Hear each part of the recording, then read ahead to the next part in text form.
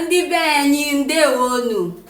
Amaisi na ma amacha o. Amana m ka si ga-abịa ga-amachala unu echi mbọsị nnụ a. Ya enweji didi ka na mmeshidu. Mana ka mmacha ka m wedobe ike ịmacha ndị be anyị daalụ unu. Ozi unu zi m adịka m abịala gwa unu ọfụma ka m si je. Oke bụ ụzọ si ndị Igbo ncha na-eso m na sọpọtụ m nkasigodo unu daalụ. Onye nke abụọ nkasi daalụ bụ nkasi prof daalụ shinne ka isi si m ka m bịa gụọ akwụkwọ na nke nkasi daalụ. Nkasi ndị ncha ma YouTube ma Facebook ndị fom bịasị ọnụ ini maka ya mere njisi wele onu m mara m ọkwa adani ọchawa n'ụwa ekwu webịa jikwa onu m wee mali m webịa jikwa onu m wee fụ m n'anya m na-asị unu daalụ. Ndị Igbo unu emekwe unu emechi nne. Ụfọdụ afụ m na YouTube si mba na kawe solu nke wee kwụsị.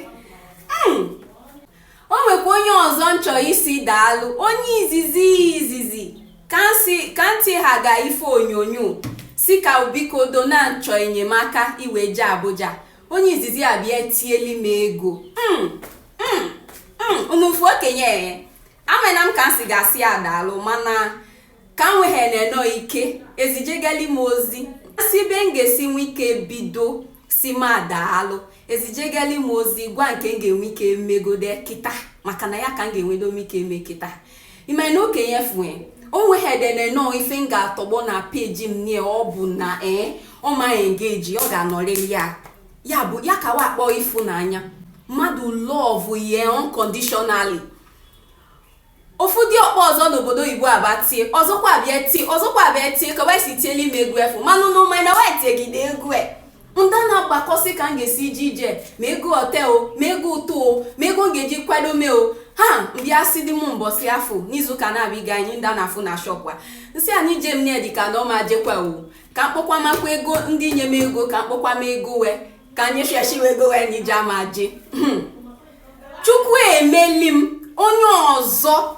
na YouTube nkefu bụ YouTube fan m onye nkefu na YouTube abafube esi m ife onyonyo efu na nchọ enyemaka ka o kirisiga ife onyonyo m ọzọ bịa fụkwa nkefu bịazieli m osisi na onwe ife onyonyo ọfụ besisi ka wenyeli m aka je Abuja. Ime na ya ka dị ọkpa welu wetata na asị anyị mfo nọmba ka anyị zijele ozi na WhatsApp ọka mụ na akụ na fon udili alert ịbanye fonu m ụka na-abịga anyị nteshisi n'ụla nje bulu fonu m ụbọchị ụka afọ nteshula around 5 ka nteshula afọ nje bulu fonu mbe plug na ya nishu fonu m fụ ntie mbulisi ime na egwu enyi ebuzi ife enyeli m aka wee dozuzi ego jebe nje nka sikwa nwene m n'ise mkpiti medalụ wasi na mmadụ abịa bụ ụkọchukwu bosi bịa mana mbụkwa ụkọchukwu bensi bịa nwene m n'isi mkpiti mefu m n'anya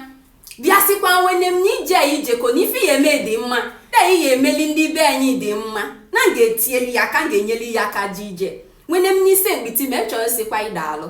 ọbịa tụnye akpali m si ka ije m ụjọ ọfụma mbi isi unu n'ụtụtụ anyị daalụ unu shinne Chukwu ga-agọzi unu kunu si na nke m ga-adị nkunu ga-adị kunu si na ọ ga-adịli m mma kunu ga-adịkwa mma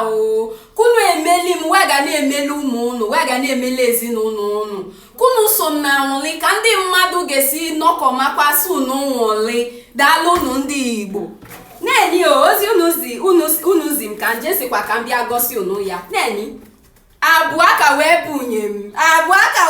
m mbụ ekwe kunu bịa fụa na unu lụkwa nke